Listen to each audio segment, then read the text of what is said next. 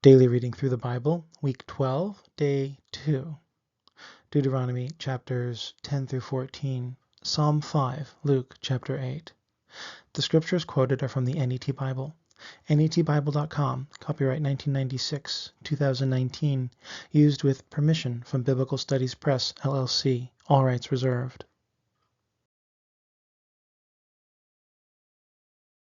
Deuteronomy 10. At that time the Lord said to me, "Carve out for yourself 2 stone tablets like the first ones, and come up the mountain to me. Also make for yourself a wooden ark.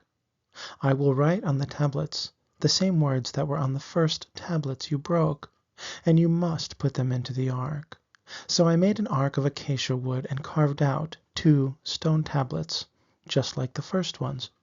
And I went up the mountain with the 2 tablets in my hands. Then the Lord wrote on the tablets the same words, the 10 Commandments, which he had spoken to you at the mountain from the middle of the fire at the first time of that assembly. And he gave them to me. And I turned, went down the mountain, and placed the tablets into the ark I had made. They are still there, just as the Lord commanded me.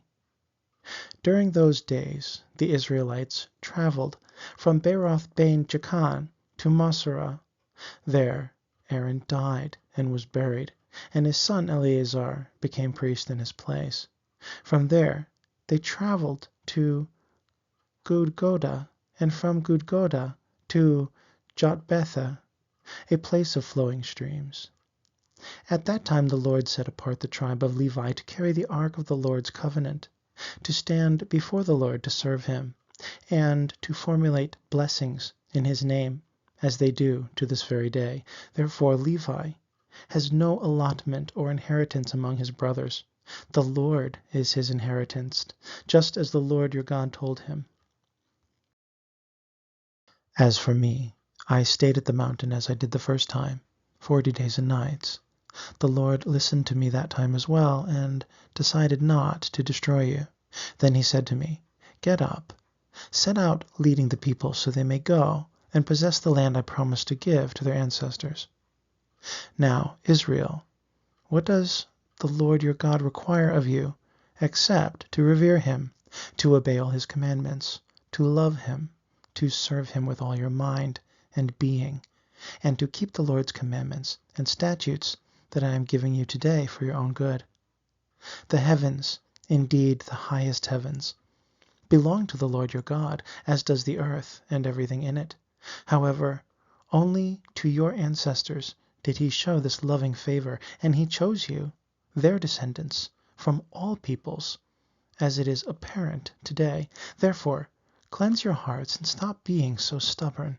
For the Lord your God is God of gods and Lord of lords, the great, mighty, and awesome God, who is unbiased and takes no bribe, who justly treats the orphan and widow, and who loves resident foreigners, giving them food and clothing. So you must love the resident foreigner, because you were foreigners in the land of Egypt. Revere the Lord your God, serve him, be loyal to him, and take oaths only in his name. He is the one you should praise. He is your God, the one who has done these great and awesome things for you that you have seen. When your ancestors went down to Egypt, they numbered only 70, but now the Lord your God has made you as numerous as the stars in the sky. Deuteronomy 11. You must love the Lord your God, and do what he requires. Keep his statutes, ordinances, and commandments at all times. Bear in mind today that I am not speaking to your children who have not personally experienced the judgments of the Lord your God, which revealed his greatness, strength, and power. They did not see the awesome deeds he performed in the midst of Egypt, against Pharaoh, king of Egypt, and his whole land, or what he did to the army of Egypt, including their horses and chariots, when he made the waters of the Red Sea overwhelm them while they were pursuing you, and he annihilated them. They did not see what he did to you in the wilderness before you reached this place, or what he did to Dathan and Abiram, sons of Eliab the Reubenite, when the earth opened its mouth in the middle of the Israelite camp and swallowed them, their families, their tents, and all the property they brought with them. I am speaking to you because you are the ones who saw with your own eyes all the great deeds of the Lord. Now, pay attention to the commandments I am giving you today, so that you may be strong enough to enter and possess the land where you are headed, and that you may enjoy long life in the land the Lord promised to give to your ancestors and their descendants, a land flowing with milk and honey. For the land where you are headed is not like the land in Egypt from which you came, a land where you planted seed, and which you irrigated by hand like a vegetable garden. Instead, the land you are crossing the Jordan to occupy is one of the hills and valleys, a land that drinks in water from the rains, a land the Lord your God looks after. He is constantly attentive to it from the beginning to the end of the year. Now if you pay close attention to my commandments that I am giving you today, and love the Lord your God and serve him with all your mind and being, then he promises, I will send rain for your land in its season, the autumn and the spring rains, so that you may gather your grain, new wine, and olive oil. I will provide pasture for your livestock, and you will eat your fill. Make sure you do not turn away to serve and worship other gods. Then the anger of the Lord will erupt against you, and he will close up the sky so that it does not rain. The land will not yield its produce, and you will soon be removed from the good land that the Lord is about to give you. Fix these words of mine into your mind and being. Tie them as a reminder on your hands, and let them be symbols on your forehead. Teach them to your children, and speak of them as you sit in your house, as you walk along the road, as you lie down, and as you get up. Inscribe them on the door frames of your houses and on your gates, so that your days and those of your descendants may be extended in the land that the Lord promised to give to your ancestors, like the days of heaven itself. For if you carefully observe all of these commandments I am giving you, and love the Lord your God, live according to his standards, and remain loyal to him, then he will drive out all these nations ahead of you, and you will dispossess nations greater and stronger than you. Every place you set your foot will be yours. Your border will extend from the desert to Lebanon, and from the river, that is, the Euphrates, as far as the Mediterranean Sea. Nobody will be able to resist you. The Lord your God will spread the fear and terror of you over the whole land on which you walk, just as he promised you. Take note, I am setting before you today a blessing and a curse. The blessing, if you take to heart the commandments of the Lord your God that I am giving you today, and the curse, if you pay no attention to his commandments, and turn from the way I am setting before you today to pursue other gods you have not known. When the Lord your God brings you into the land you are about to possess, you must pronounce a blessing on Mount Gerizim, and the curse on Mount Ebal. Are they not across the Jordan River, toward the west, in the land of the Canaanites, who live in the Rift Valley opposite Gilgal, near the oak of Moreh? For you are about to cross the Jordan to possess the land the Lord your God is giving you, and you will possess and inhabit it. Be certain to keep all the statutes and ordinances that I am presenting to you today. Deuteronomy 12. These are the statutes and ordinances you must be careful to obey as long as you live in the land the Lord, the God of your ancestors, has given you to possess. You must by all means destroy all the places where the nations you are about to dispossess worship their gods, on the high mountains and hills, and under every leafy tree. You must tear down their altars, shatter their sacred pillars, burn up their sacred Asherah poles, and cut down the images of their gods. You must eliminate their very memory from that place. You must not worship the Lord your God the way they worship, but you must seek only the place he chooses from all your tribes to establish his name as his place of residence. And you must go there. And there you must take your burnt offerings, your sacrifices, your tithes, the personal offerings you have prepared, your votive offerings, your free will offerings, and the firstborn of your herds and flocks. Both you and your families must feast there before the Lord your God, and rejoice in all the output of your labor with which he has blessed you. You must not do as we are doing here today, with everyone doing what seems best to him, for you have not yet come to the final stop and inheritance the Lord your God is giving you. When you do go across the Jordan River and settle in the land he is granting you as an inheritance, and you find relief from all the enemies who surround you, you will live in safety. Then you must come to the place the Lord your God chooses for his name to reside, bringing everything I am commanding you, your burnt offerings, sacrifices, tithes, the personal offerings you have prepared, and all your choice votive offerings that you devote to him. You shall rejoice in the presence of the Lord your God, along with your sons, daughters, male and female servants, and the Levites in your villages, since they have no allotment or inheritance with you. Make sure you do not offer burnt offerings in any place you wish, for you may do so only in the place the Lord chooses in one of your tribal areas. There you may do everything I am commanding you. On the other hand, you may slaughter and eat meat as you please when the Lord your God blesses you in all your villages. Both the ritually pure and impure may eat it, whether it is a gazelle or an ibex. However, you must not eat blood. Pour it out on the ground like water.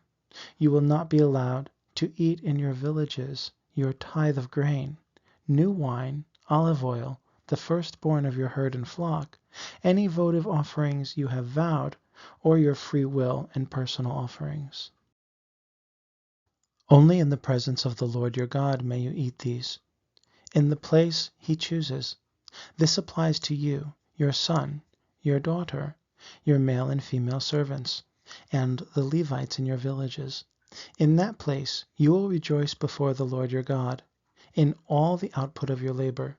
Be careful not to overlook the Levites as long as you live in the land. When the Lord your God extends your borders, as he said he would do, and you say, I want to eat meat just as I please, you may do so as you wish. If the place he chooses to locate his name is too far for you, you may slaughter any of your herd and flock he has given you just as I have stipulated. You may eat them in your villages just as you wish. As you eat the gazelle or ibex, so you may eat these. The ritually impure and pure alike may eat them. However, by no means eat the blood, for the blood is life itself. You must not eat the life with the meat. You must not eat it. You must pour it out on the ground like water. You must not eat it, so that it may go well with you and your children after you. You will be doing what is right in the Lord's sight. But the holy things and votive offerings that belong to you, you must pick up and take to the place the Lord will choose. You must offer your burnt offerings, both meat and blood, on the altar of the Lord your God. The blood of your other sacrifices you must pour out on his altar while you eat the meat. Pay careful attention to all these things I am commanding you, so that it may always go well with you and your children after you, when you do what is good and right in the sight of the Lord your God. When the Lord your God eliminates the nations from the place where you are headed, and you dispossess them, you will settle down in their land. After they have been destroyed from your presence, be careful not to be ensnared like they are. Do not pursue their gods and say, how do these nations serve their gods? I will do the same. You must not worship the Lord your God the way they do, for everything that is abhorrent to him, everything he hates, they have done when worshiping their gods. They even burn up their sons and daughters before their gods. Deuteronomy 13. You must be careful to do everything I am commanding you. Do not add to it or subtract from it. Suppose a prophet or one who foretells by dreams should appear among you and show you a sign or wonder, and the sign or wonder should come to pass concerning what he said to you, namely, let us follow other gods, gods whom you have not previously known, and let us serve them. You must not listen to the words of that prophet or dreamer, for the Lord your God will be testing you to see if you love him with all your mind and being. You must follow the Lord your God and revere only him. And you must observe his commandments, obey him, serve him, and remain loyal to him. As for that prophet or dreamer, he must be executed, because he encouraged rebellion against the Lord your God, who brought you from the land of Egypt, redeeming you from that place of slavery, and because he has tried to entice you from the way the Lord your God commanded you to go. In this way you must purge evil from among you. Suppose your own full brother, your son, your daughter, your beloved wife, or your closest friend should seduce you secretly and encourage you to go and serve other gods that neither you nor your ancestors have previously known. The gods of the surrounding people, whether near you or far from you, from one end of the earth to the other, you must not give in to him or even listen to him. Do not feel sympathy for him, or spare him, or cover up for him. Instead, you must kill him without fail. Your own hand must be the first to strike him, and then the hands of the whole community. You must stone him to death because he tried to entice you away from the Lord your God, who delivered you from the land of Egypt, that place of slavery. Thus all Israel will hear and be afraid. No longer will they continue to do evil like this among you. Suppose you should hear in one of your cities, which the Lord your God is giving you as a place to live, that some evil people have departed from among you to entice the inhabitants of other cities, saying, let's go and serve other gods whom you have not known before. You must investigate thoroughly and inquire carefully. If it is indeed true that such a disgraceful thing is being done among you, you must by all means slaughter the inhabitants of that city with the sword. Annihilate with the sword everyone in it, as well as the livestock. You must gather all of its plunder into the middle of the plaza and burn the city and all its plunder as a whole burnt offering to the Lord your God. It will be an abandoned ruin forever. It must never be rebuilt again. You must not take for yourself anything that has been placed under judgment. Then the Lord will relent from his intense anger, show you compassion, and have mercy on you, and multiply you as he promised your ancestors. Thus you must obey the Lord your God, keeping all his commandments that I am giving you today, and doing what is right before him. Deuteronomy 14. You are children of the Lord your God. Do not cut yourselves, or shave your forehead bald for the sake of the dead, for you are a people holy to the Lord your God. He has chosen you to be his people, prized above all others on the face of the earth. You must not eat any forbidden thing.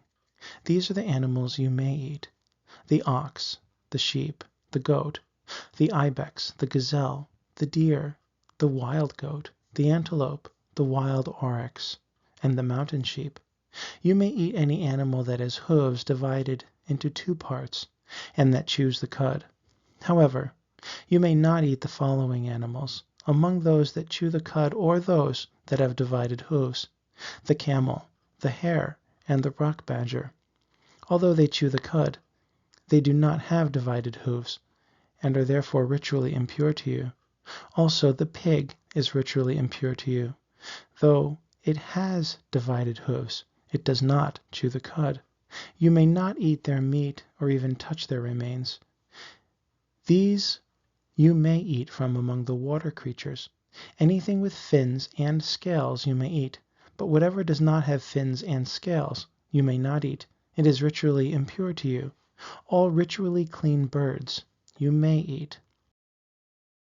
These are the ones you may not eat: the eagle, the vulture, the black vulture, the kite, the black kite, the deya after its species, every raven after its species, the ostrich, the owl, the seagull, the falcon after its species, the little owl, the long-eared owl, the white owl, the jackdaw, the carrion vulture, the cormorant, the stork, the heron after its species, the hoopoe, and the bat. And any swarming winged thing is impure to you. They may not be eaten. You may eat any winged creature that is clean. You may not eat any corpse, though you may give it to the resident foreigner who is living in your villages, and he may eat it, or you may sell it to a foreigner. You are a people holy to the Lord your God. Do not boil a young goat in its mother's milk. You must be certain to tithe all the produce of your seed that comes from the field year after year, in the presence of the Lord your God, in the place he chooses to locate his name. You must eat from the tithe of your grain, your new wine, your olive oil, and the firstborn of your herds and flocks, so that you may learn to revere the Lord your God always. When he blesses you, if the place where he chooses to locate his name is distant, you may convert the tithe into money, secure the money, and travel to the place the Lord your God chooses for himself. Then you may spend the money however you wish, for cattle, sheep, wine, beer, or whatever you desire. You and your household may eat there in the presence of the Lord your God and enjoy it. As for the Levites in your villages, you must not ignore them, for they have no allotment or inheritance along with you. At the end of every 3 years you must bring all the tithe of your produce in that very year, and you must store it up in your villages. Then the Levites, because they have no allotment or inheritance with you, the resident foreigners, the orphans, and the widows of your villages may come and eat their fill, so that the Lord your God may bless you in all the work you do. Psalm 5. Listen to what I say, Lord. Carefully consider my complaint. Pay attention to my cry for help, my King and my God, for I am praying to you. Lord, in the morning you will hear me. In the morning I will present my case to you, and then wait expectantly for an answer. Certainly you are not a God who approves of evil. Evil people cannot dwell with you. Arrogant people cannot stand in your presence. You hate all who behave wickedly.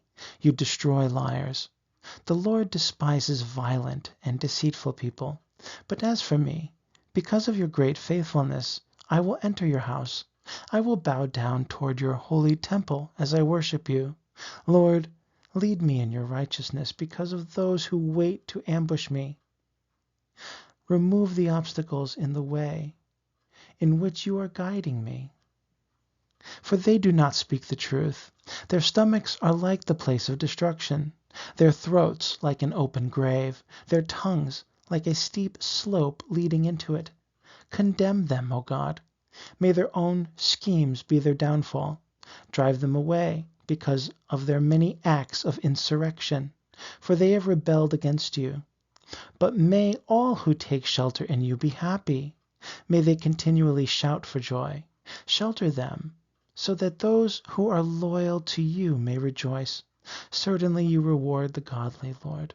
Like a shield you protect them in your good favor. Luke 8.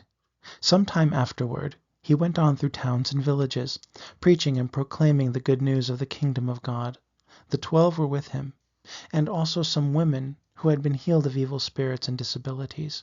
Mary, called Magdalene, from whom 7 demons had gone out, and Joanna, the wife of Chuza, Herod's household manager, Susanna, and many others who provided for them out of their own resources. While a large crowd was gathering and people were coming to Jesus from one town after another, he spoke to them in a parable. A sower went out to sow his seed, and as he sowed, some fell along the path and was trampled on, and the wild birds devoured it. Other seed fell on rock, and when it came up, it withered because it had no moisture. Other seed fell among the thorns, and they grew up with it and choked it. But other seed fell on good soil and grew, and it produced 100 times as much grain. As he said this, he called out, "The one who has ears to hear had better listen." Then his disciples asked him what this parable meant. He said, "You have been given the opportunity to know the secrets of the kingdom of God. But for others they are in parables, so that although they see, they may not see, and although they hear, they may not understand." Now the parable means this. The seed is the word of God. Those along the path are the ones who have heard. Then the devil comes and takes away the word from their hearts, so that they may not believe and be saved. Those on the rock are the ones who receive the word with joy when they hear it, but they have no root. They believe for a while, but in a time of testing fall away. As for the seed that fell among thorns, these are the ones who hear, but as they go on their way, they are choked by the worries and riches and pleasures of life, and their fruit does not mature. But as for the seed that landed on good soil, these are the ones who, after hearing the word, cling to it with an honest and good heart, and bear fruit with steadfast endurance.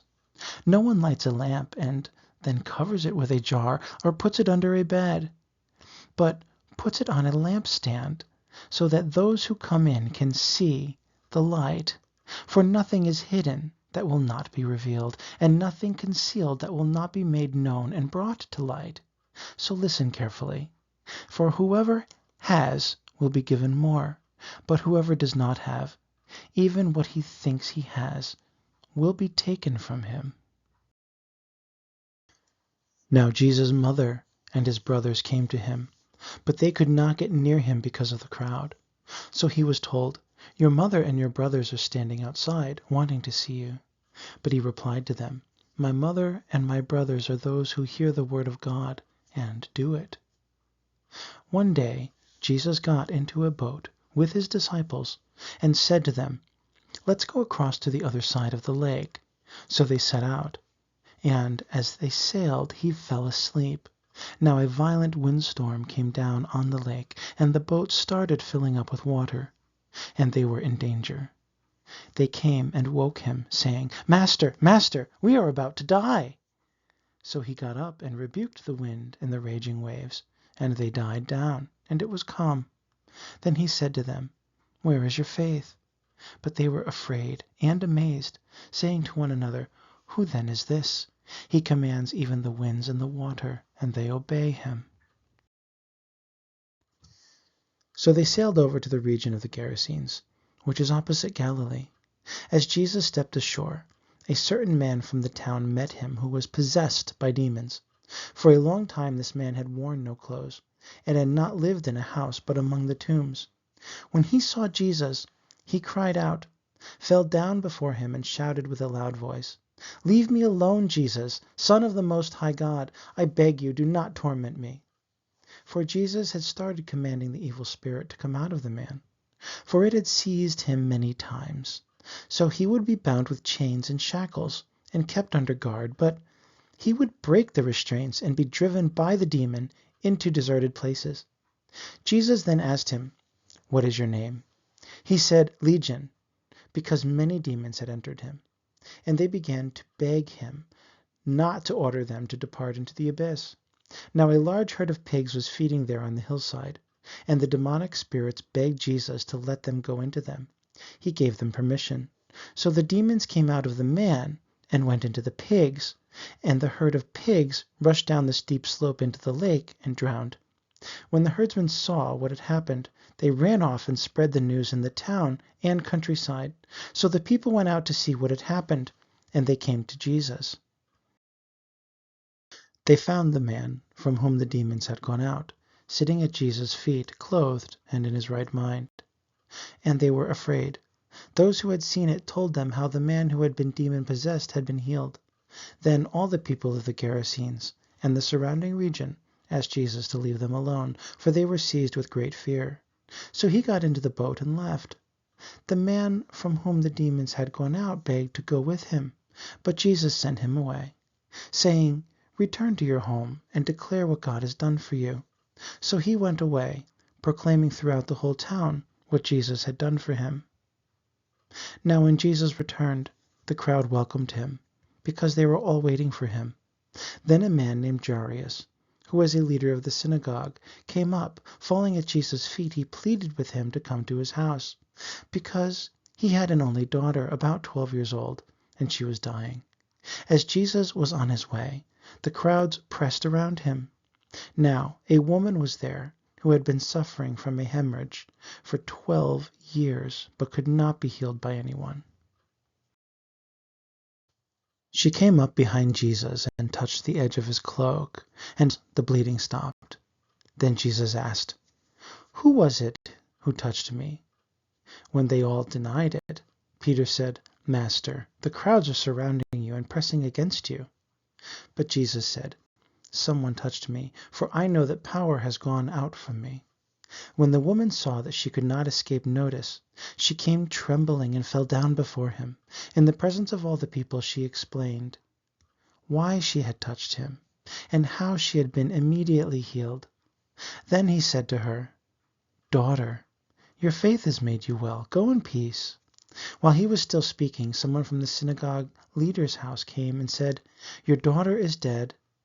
Do not trouble the teacher any longer." But when Jesus heard this, he told him, "Do not be afraid, just believe, and she will be healed." Now, when he came to the house, Jesus did not let anyone go in with him except Peter, John, and James, and the child's father and mother. Now they were all wailing and mourning for her. But he said, "Stop your weeping. She is not dead, but asleep." And they began making fun of him, because they knew that she was dead. But Jesus gently took her by the hand and said, "Child, get up." Her spirit returned, and she got up immediately. Then he told them to give her something to eat. Her parents were astonished, but he ordered them to tell no one what had happened. The next daily reading through the Bible, Week 12, Day 3. Deuteronomy chapters 15 through 18, Psalm 115, Luke chapter 9. The scriptures quoted are from the NET Bible, netbible.com, copyright 1996-2019, used with permission from Biblical Studies Press, LLC. All rights reserved.